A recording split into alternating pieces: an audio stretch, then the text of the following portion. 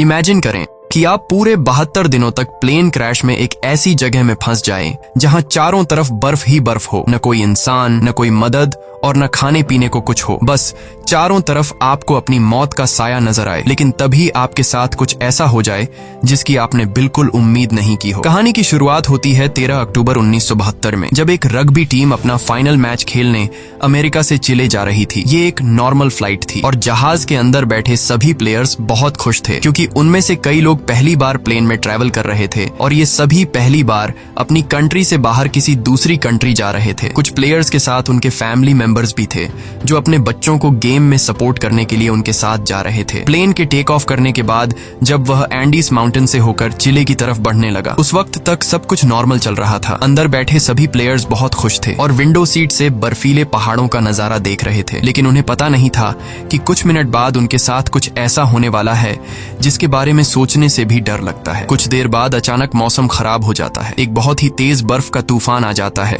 जिससे जहाज तेजी से झटके खाने लगता है। झटके लगने की वजह से सभी पैसेंजर्स घबरा जाते हैं, लेकिन अंदर बैठा एक पैसेंजर बताता है कि जब कोई प्लेन पहाड़ों के ऊपर से गुजरता है तो प्लेन में टर्ब्यूलेंस होता है, यानी ये कोई खतरे की बात नहीं है, जल्द ही सब कुछ नॉर्मल हो जाएगा। लेकिन जैसे जैसे ये प्लेन आगे बढ़ रहा था, इसका टर्ब्यूलेंस भी बढ़ता जा रहा था। जहाज अब और तेजी से झटके खाने लगा। प्लेन के अंदर मौजूद सारा सामान इधर उधर गिरने लगा। ये देखकर लोगों के बीच हलचल मच गई। पायलट्स जहाज को संभालने की कोशिश कर रहे थे, मगर अब जहाज कंट्रोल से बाहर हो गया था। इससे पहले कि पायलट्स कुछ कर पाते, सामने एक पहाड़ आता है और ये जहाज सामने के पहाड़ से जा टकराता है और दो हिस्सों में अलग हो जाता है। एक प्लेयर तो जहाज के टकराते ही प्लेन के पिछले पार्ट के साथ ही उड़ जाता है और हवा में गायब हो जाता है, जबकि प्लेन का आगे का हिस्सा तेजी से रगड़ते हुए बर्फ की एक बड़ी सी चट्टान से जा टकराता है। ये टकराव इतना तेज था कि प्लेन की सभी सीट्स एक दूसरे के साथ चिपक जाती हैं, जिसमें कई लोग कुचल कर मारे गए। अब जो लोग इस एक्सीडेंट से बच गए थे, उन्होंने खुद को संभाला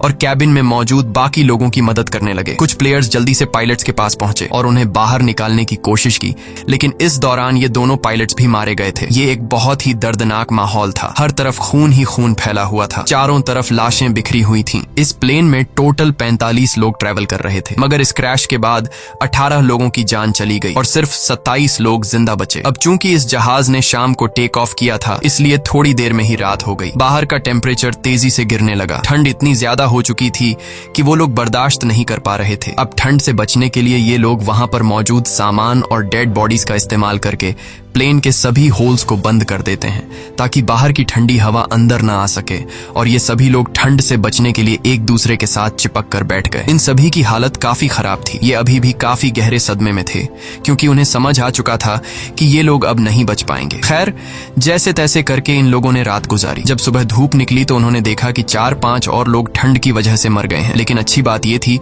कि अब तूफान रुक चुका था। बाहर का मौसम नॉर्मल हो चुका था। जब ये लोग प्लेन से बाहर आए तो उन्हें दूर दूर तक चारों तरफ सफेद बर्फ के अलावा और कुछ भी नहीं दिखाई दिया। अब इन लोगों को जल्द से जल्द इस जगह से निकलना होगा, क्योंकि ये लोग यहाँ ज्यादा दिन तक जिंदा नहीं रह पाएंगे। इनके आसपास न तो कोई घर था, न ही कोई जानवर और न ही कोई पेड़ पौधे जिनसे ये लोग सरवाइव कर सकें। अब सबसे पहले इन लोगों ने प्लेन की सीट्स को बाहर निकाला ताकि प्लेन के अंदर सभी के सोने की जगह बन सके। उसके बाद उन्होंने घायल लोगों को धूप में लिटाया ताकि उनकी बॉडी गर्म हो सके, और ये लोग पानी पीने के लिए बर्फ को पिघलाकर एक एक बूंद करके पानी जमा करने लगे। उसके बाद उन्होंने सभी लोगों का सामान इकट्ठा किया। कोई काम की चीज मिलने पर उसे एक अलग सूटकेस में रखते गए। अब जो लोग इस एक्सीडेंट में मारे गए थे, उनकी बॉडीज को कुछ लोग प्लेन से दूर लाते हैं और उन्हें बर्फ से ढक देते हैं ताकि उन्हें सड़ने से बचाया जा सके। और जब यहाँ मदद पहुंचे तो ये लोग उन डेड बॉडीज को अपने साथ ले जा सकें। जब चीजें थोड़ी सुलझ गईं, तो इन लोगों ने सुकून की सांस ली। इन सभी को बहुत ज्यादा भूख लगी हुई थी। अब बचे हुए खाने में से एक एक टुकड़ा सब में बांटा गया। वैसे तो खाने का ये एक टुकड़ा बहुत ही कम था, पर जिंदा रहने के लिए इतना काफी था। हालांकि सब जानते थे कि यह खाना उन्हें तब तक चलाना होगा जब तक उनके पास कोई मदद न पहुंचे। सबको लगा कि अब तक गवर्नमेंट को पता चल चुका होगा कि उनका प्लेन क्रैश हो चुका है और जल्द ही इन लोगों को रेस्क्यू कर दिया जाएगा। इसीलिए वे सब एक साथ बैठकर मदद का इंतजार करने लगे। असल में जिस जगह उनका प्लेन क्रैश हुआ था, वह दरअसल एक वैली थी जिसके चारों तरफ ऊंचे पहाड़ थे, जिस वजह से यहाँ से निकलना इतना आसान नहीं था। अभी ये बातें चल ही रही होती हैं कि तभी ऊपर से प्लेन गुजरता है। प्लेन को देखकर ये सभी जोर जोर से चिल्लाकर अपनी मौजूदगी जाहिर करते हैं, लेकिन इसका कोई फायदा नहीं होता क्योंकि वो प्लेन काफी ऊंचाई पर था जिससे वो नीचे मौजूद फंसे हुए लोगों को देख नहीं पाता और प्लेन उनकी नजरों के सामने से होते हुए गायब हो जाता है। कुछ घंटे बाद रात हो गई। ये सभी एक्स्ट्रा कपड़े पहनकर प्लेन के अंदर छिप गए और अंदर मौजूद लगेज का इस्तेमाल करके प्लेन के सभी होल्स को बंद कर देते हैं। इस तरह से ये रात भी गुजर गई और अगली सुबह नांदो नाम के एक आदमी को होश आया जो प्लेन क्रैश के बाद से ही बेहोश पड़ा था। नांदो की हालत इतनी खराब थी कि वो अपने पैरों पर खड़ा नहीं हो पा रहा था, लेकिन इसके बावजूद वो अपनी बहन के पास गया और उसे गले से लगा लिया। जब नांदो ने अपने पेरेंट्स के बारे में पूछा तो उसे बताया गया कि उसके मॉम डैड मर चुके हैं। ये सुनकर उसे काफी दुख हुआ। उधर बाकी लोगों ने दोबारा से बर्फ पिघलाई और थोड़ा पानी इकट्ठा किया और उसे पीकर गुजारा करने लगे। उन्होंने जमीन पर एक्स का साइन भी बनाया ताकि ऊपर से गुजरने वाले जहाज को नजर आ सके। कुछ देर बाद एक और प्लेन उनके ऊपर से गुजरा जिसे देखकर ये लोग बहुत खुश हो जाते हैं और इन लोगों ने शीशे चमकाकर उसका ध्यान खुद की तरफ खींचने की कोशिश की, लेकिन ये प्लेन भी उन्हें इग्नोर करके चला गया।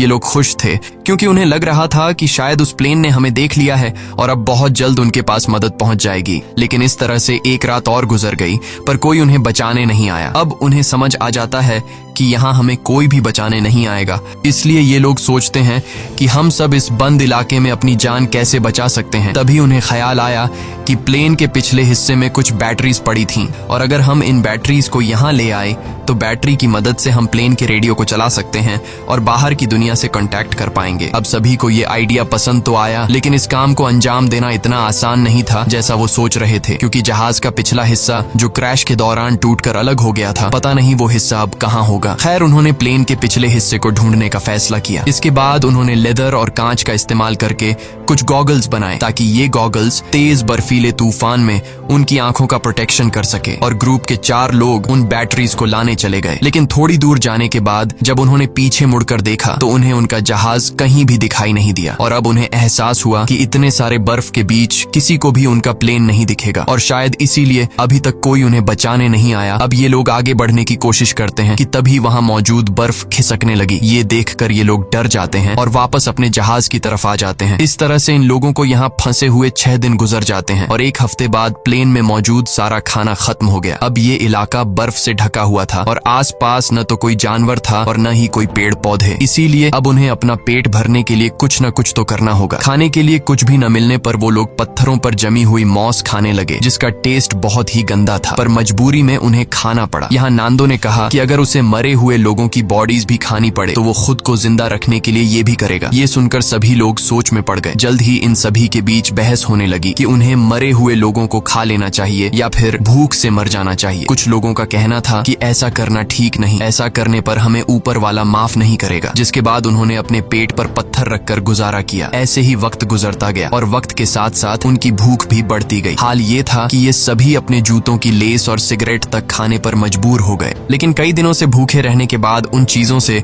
उनकी भूख कहाँ मिटने वाली थी। ऐसे ही कुछ दिन और गुजर गए और भूख के चलते नंदो की बीमार बहन मर गई। नांदो ने अपने माता पिता के साथ साथ अपनी बहन को भी खो दिया। इस तरह से वक्त गुजरता गया और इन लोगों ने जैसे तैसे करके खुद को 9 दिनों तक जिंदा रखा, लेकिन अब तक उनकी भूख इतनी बढ़ चुकी थी कि उनके दिमाग ने भी काम करना बंद कर दिया था और अब उनकी मौत उनसे सिर्फ 1 कदम दूर थी। अब उनके पास कोई और दूसरा चारा नहीं था, इसीलिए उन्होंने उन डेड बॉडीज को खाने का फैसला किया। सबसे पहले 4 लोग प्लेन से बाहर गए और लाशों को काटकर खाने लगे। उन्हें खाते देख कुछ और लोगों ने भी अपना मन बदल दिया और वे भी उनके पास गए अपना पेट भरने के लिए। लेकिन 5 लोग ऐसे थे जिन्हें अपनी मौत तक मंजूर थी, पर किसी दूसरे इंसान को खाना ठीक नहीं समझा। अगले दिन से ये लोग लाशों को दूर ले जाकर काटने लगे ताकि इन 5 लोगों को कोई तकलीफ न हो। यहाँ पर नुमा नाम के एक लड़के को बर्फ में दबा एक सूटकेस मिला। सूटकेस को खोलने पर उन्हें अंदर एक रेडियो मिला। रेडियो को ऑन करने के बाद उन्हें पता चलता है कि इसमें सिग्नल नहीं है, जिसके लिए इन लोगों ने चीजों को जोड़कर एक एंटेना बनाया और इस रेडियो पर उन्होंने एक न्यूज सुनी जिसमें बताया जा रहा था कि सरकार ने इनके खोज में कई रेस्क्यू ऑपरेशंस चलाए थे और 66 के करीब हवाई जहाजों को उनकी तलाश में भेजा था। लेकिन इतनी कोशिशों के बावजूद जब इन लोगों का कोई अता पता नहीं चल सका तो सरकार ने उन्हें मरा हुआ डिक्लेयर कर दिया। इसीलिए अब गवर्नमेंट ने इन लोगों को ढूंढना बंद कर दिया है। ये खबर सुनकर ग्रुप के सभी लोगों की हिम्मत टूट गई और उनके जिंदा बचने की सारी उम्मीदें मिट्टी में मिल गईं। अब उन बचे हुए 5 लोगों में से जिन्होंने डेड बॉडीज को खाने से इनकार कर कर दिया था। उनमें से 4 लोगों ने भी मांस खा लिया क्योंकि वे जान चुके थे कि यहाँ उनकी कोई मदद करने नहीं आएगा और अब उन्हें खुद कुछ करना होगा यहाँ से निकलने के लिए। यहाँ ग्रुप के 3 लोगों ने दोबारा से जहाज के पिछले हिस्से को ढूंढकर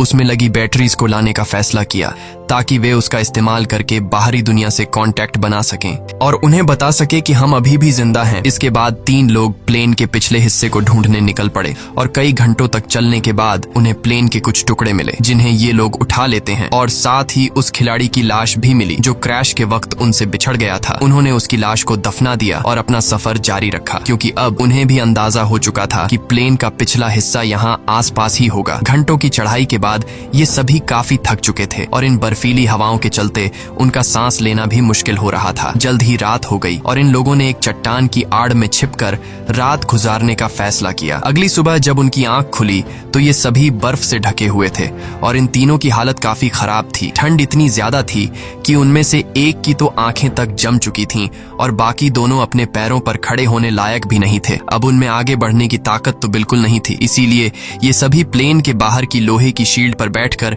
पहाड़ से नीचे उतर आए। इन लोगों को खाली हाथ देखकर पूरे ग्रुप में उदासी छा गई और उस आखिरी बचे आदमी ने भी इंसानी मांस खा लिया और अपनी किस्मत को कोसता हुआ सो गया। ऐसे ही दिन गुजरते गए और इन लोगों ने जैसे तैसे करके खुद को 17 दिनों तक जिंदा रखा। लेकिन यहाँ बुरी बात ये थी कि पिछले 5 दिनों से बाहर का मौसम काफी खराब था। तूफान से बचने के लिए सभी प्लेन के अंदर बैठे होते हैं कि तभी एक बड़ा तूफान आता है और प्लेन को अंदर बर्फ से भर देता है। अंदर मौजूद कई लोग बर्फ के नीचे दब जाते हैं। अब जो लोग ऊपर रह गए थे वो इस हादसे से काफी घबरा गए, लेकिन फिर उन्होंने हिम्मत दिखाते हुए बर्फ को खोदकर अंदर दबे लोगों को बाहर निकाला। अब सभी लोग तो समय रहते बाहर आ गए, लेकिन एक लड़की बर्फ में काफी नीचे तक दब गई थी जिसकी बर्फ में दम घुटने से मौत हो गई। ये लोग बहुत ज्यादा घबराए हुए थे और ये लोग इस हादसे से ठीक से संभल नहीं पाए थे कि तभी उन्हें बाहर से अजीब सी आवाजें सुनाई देने लगीं। जब ये लोग बाहर की तरफ देखते हैं तो उन्हें पता चलता है कि एक और तेज तूफान उनकी तरफ आ रहा है जो पहले से भी ज्यादा तेज है। एक और तूफान आता है और ये सभी दोबारा से बर्फ में दब जाते हैं। ये तूफान इतना तेज था कि पूरा का पूरा जहाज बर्फ से भर गया। कुछ लोगों की तो मौके पर ही मौत हो गई। अंदर फंसे लोगों के पास अब निकलने का कोई रास्ता नहीं था, जिसमें से एक साथी ने फटाफट जहाज की छत में एक छेद बनाया ताकि उन्हें ऑक्सीजन मिल सके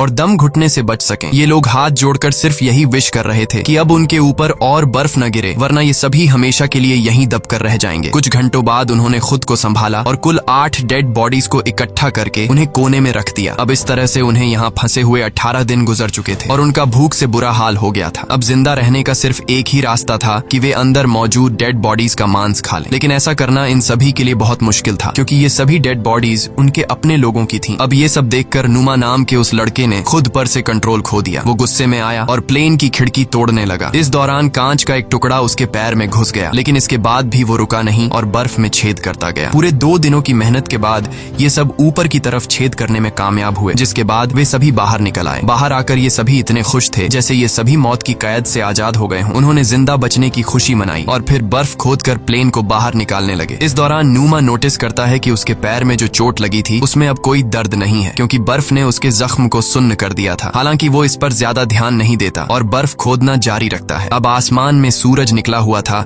इसलिए उन्हें बर्फ खोदने में ज्यादा परेशानी नहीं हुई और कुछ घंटों में ही जहाज बाहर आ गया। अब धूप काफी अच्छी थी, इसलिए वे सभी प्लेन के पिछले हिस्से को ढूंढने की सोचने लगे, लेकिन उन्हें कोई आइडिया नहीं था कि वे इन बर्फीली रातों का सामना कैसे करेंगे। इसलिए उन्होंने थोड़ा और इंतजार करने का फैसला किया क्योंकि गर्मियों का मौसम आने वाला था और इस दौरान इस चढ़ाई को पार करना थोड़ा आसान होगा। देखते ही देखते 34 दिन गुजर गए और अब मौसम पहले से थोड़ा बेहतर हो गया। अब जो लोग पहली बार प्लेन की तलाश में गए थे उनकी तबीयत अभी तक खराब थी और वे दोबारा से चढ़ाई करने की हालत में बिल्कुल नहीं थे। कुछ घंटों बाद उन्हें पता चलता है कि उनका एक और साथी भूख के चलते मर गया है। ये देखकर ये लोग बहुत ज्यादा मायूस हो जाते हैं और उसे बर्फ में दफना देते हैं। ऐसे ही 2 दिन और गुजर गए और 36वें दिन उन्होंने फैसला किया कि अगर उन्हें अपनी जान बचानी है तो जहाज के बैक साइड से बैटरीज लाकर बाहरी दुनिया को इन्फॉर्म करना होगा, वरना हम एक एक करके सब मर जाएंगे। जिसके बाद ग्रुप के 4 लोगों ने ऊपर चढ़ाई करने का फैसला किया और उन 4 लोगों के नाम थे रोबर्टो, टिंटिन, नुमा और नांदो। इन लोगों ने ठंड से बचने के लिए ढेर सारे कपड़े पहने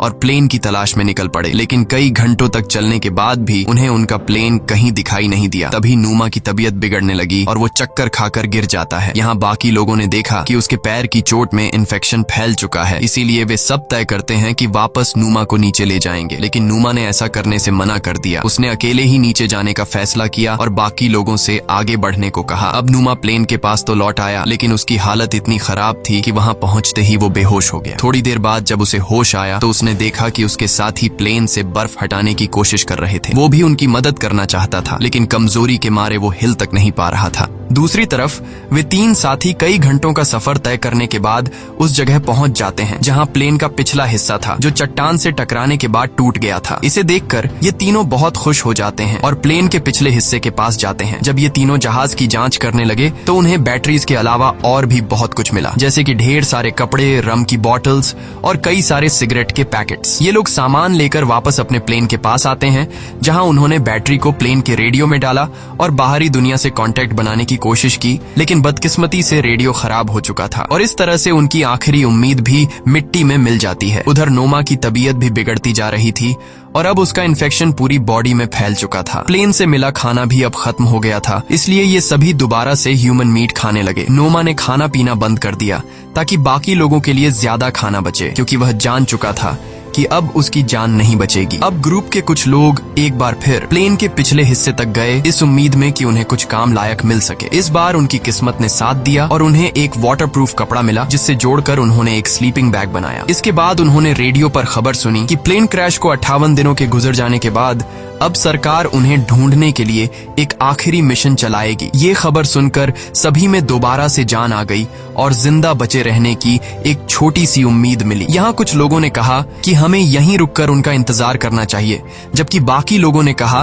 कि अगर हम यहीं रहेंगे तो कोई भी हमें देख नहीं पाएगा, इसलिए हम में से कुछ लोगों को पैदल चलकर मदद बुलानी चाहिए। रात को नोमा की तबीयत बहुत ज्यादा बिगड़ने लगी। वह अपनी जिंदगी की आखिरी सांसें ले रहा था। मरने से पहले उसने सभी से कहा कि जब मैं मर जाऊं तो तुम सब मुझे अपना खाना बना लेना। ये शब्द कहकर नोमा की मौत हो गई। नोमा के इन आखिरी शब्दों से सबको हिम्मत मिलती है और उन्हें नोमा के पास से एक लेटर मिला। उस लेटर में नोमा ने लिखा था कि वह बहुत खुश है कि वह अपने दोस्तों के बीच मरा, क्योंकि उसे इससे अच्छी मौत नहीं मिल सकती। अब नोमा का लेटर पढ़कर सभी के अंदर एक अलग सा जोश आ गया और ग्रुप के 3 लोग दोबारा से मदद की तलाश में निकल पड़े। इन तीनों ने एक स्लीपिंग बैग और ढेर सारा खाना लेकर अपना सफर शुरू किया। इस बार इन तीनों ने ठान लिया था कि वे हर हाल में इन पहाड़ों को पार करेंगे और चिले तक पहुंचकर सबके लिए मदद बुलाएंगे। ये तीनों बिना रुके चढ़ाई करते रहे और जब रात हुई तो वे उस स्लीपिंग बैग के अंदर सो गए। अगली सुबह उन्होंने फिर से अपनी चढ़ाई शुरू कर दी और पहाड़ की चोटी तक पहुंच गए, लेकिन ऊपर का नजारा देखकर मानो उनकी हिम्मत टूट गई। उनके सामने पहाड़ ही पहाड़ थे और इसका मतलब था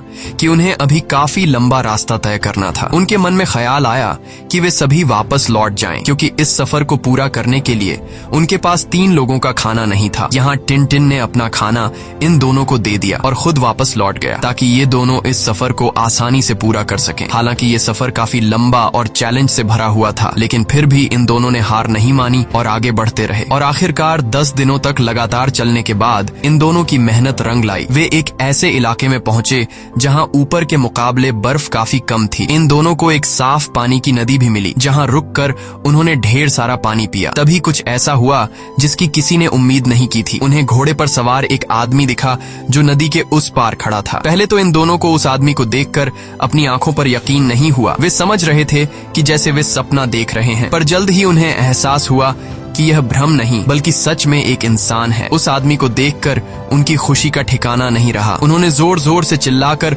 उस आदमी से मदद मांगी, लेकिन वह आदमी उनकी बात नहीं समझ पाया, क्योंकि वह उनसे काफी दूर था और बहते पानी के शोर में कुछ सुन नहीं पा रहा था। इसलिए उसने एक पेपर और पेंसिल नदी के उस पार फेंकी ताकि ये दोनों लिखकर कुछ बता सकें, और इन दोनों ने उस कागज पर अपनी सारी कहानी लिख दी। कागज पर लिखी सारी कहानी पढ़ने के बाद ये आदमी उस कागज को लेकर सरकारी ऑफिसर के पास पहुंचा, जहां ऑफिसर को भी पता चला कि 2 महीने पहले जिस प्लेन क्रैश में हम लोगों को मरा हुआ समझ रहे थे, उनमें से कुछ लोग अभी भी जिंदा हैं। और खबर मिलते ही सरकार ने इन सभी लोगों को बचाने का मिशन चालू कर दिया। ये आदमी रोबर्टो और नांदो को अपने घर ले आया, जहां उन्होंने पेट भरकर खाना खाया। अब ये खबर पूरे शहर में आग की तरह फैल गई और बहुत जल्द वहां रिपोर्टर्स का मेला लग गया और बर्फीले पहाड़ों के बीच फंसे लोगों ने भी ये खबर रेडियो पर सुन ली, जिससे सभी खुशी के मारे उछलने लगे। इसके बाद उन्होंने अपने हाथ मुंह धोए और अपना अपना सामान पैक कर लिया। जल्द ही रेस्क्यू टीम रोबर्टो और नांदो को लेकर उस लोकेशन पर पहुंची और प्लेन क्रैश के 72 दिनों बाद आखिरकार उन लोगों को बचा लिया गया। इसके बाद इन सभी लोगों को शहर लाया गया जहां ये लोग अपने परिवार वालों से मिले और शहर के सभी लोगों ने इनका हीरोज की तरह स्वागत किया। अब इन सभी लोगों को हॉस्पिटल में एडमिट किया गया। यहाँ इन सभी ने एक दूसरे को नहलाने में मदद की और फिर इन लोगों को अलग अलग बिस्तर दिए गए। लेकिन उस रात भी ये सभी एक दूसरे के साथ सोए, क्योंकि इस हादसे के बाद ये सभी काफी गहरे सदमे में थे। कहानी के एंड में हमने जाना कि इस प्लेन में कुल 45 लोग ट्रैवल कर रहे थे, जिनमें से सिर्फ 16 लोगों की जान बच पाई। इसी के साथ सच्ची कहानी पर बनाई गई ये फिल्म खत्म हो जाती है। अगर आपको स्टोरी अच्छी लगी हो तो हमारे चैनल को सब्सक्राइब और वीडियो को लाइक जरूर कीजिएगा।